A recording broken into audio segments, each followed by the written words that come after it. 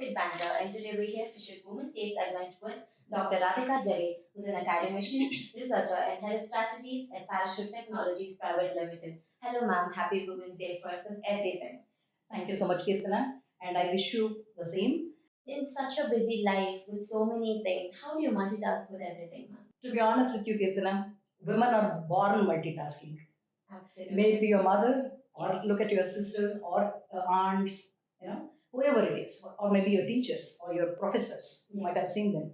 Women will never do a single task at one time, right? She is multitasking, and that is in our blood. So it's give me any task, we will be so efficiently, so professionally. Absolutely. We do all those things at a time. I also want to know who are your other pillars of support in general as a woman.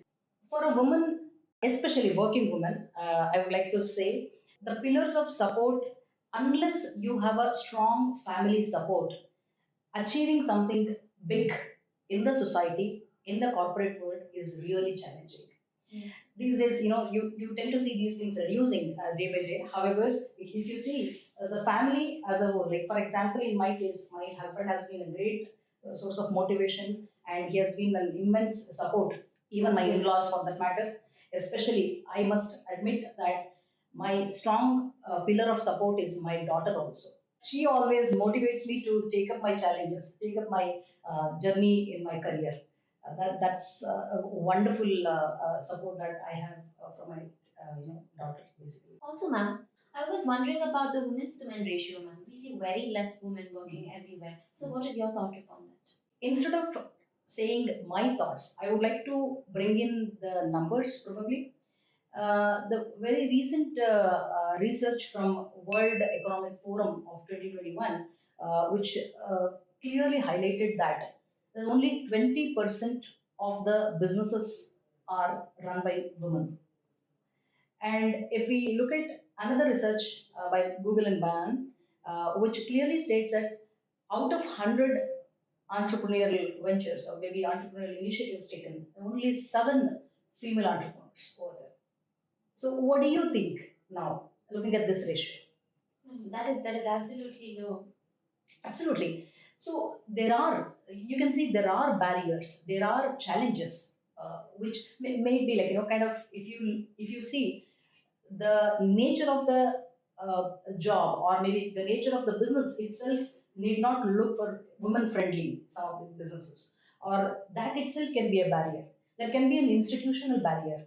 There are challenges at the mobility level, like women, they find little bit constrained in their in their families, and being a part of in their multitasking goals, they tend to less travel less than men to explore the opportunities outside, to making more and more networking outside, right? Gaining the institutional support from the society, from the banks, from wherever, right? So the thanks to our government, which is promoting more and more women, they're encouraging more and more women to participate and start up India initiatives, Make in India initiatives. These are really promoting even the women to participate more and more into these ventures. However, having said that, barriers are plenty, and we need to figure out our own ways of tackling with it. Of course, the society and the support from the family, everything has to go hand in hand.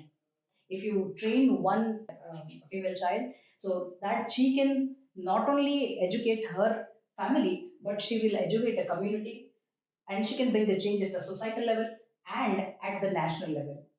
And that is woman, and that is the power of educating a girl child, right? So there are barricades, there are barriers everywhere.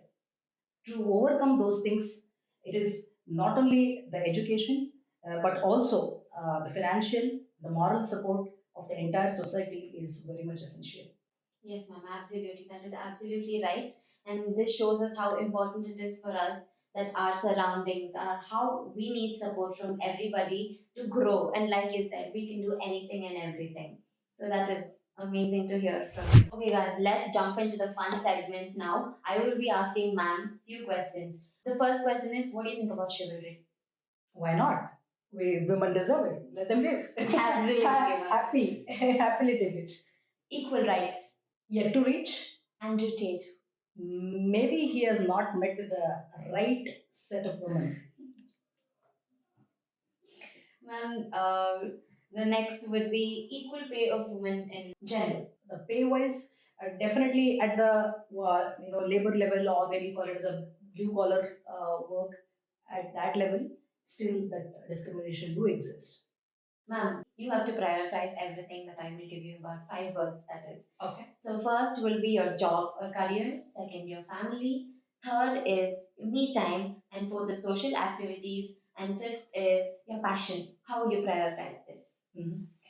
For me, career has been a top priority throughout my life, and career and family has been following. Like they move hand in hand for me because I get that immense support from them.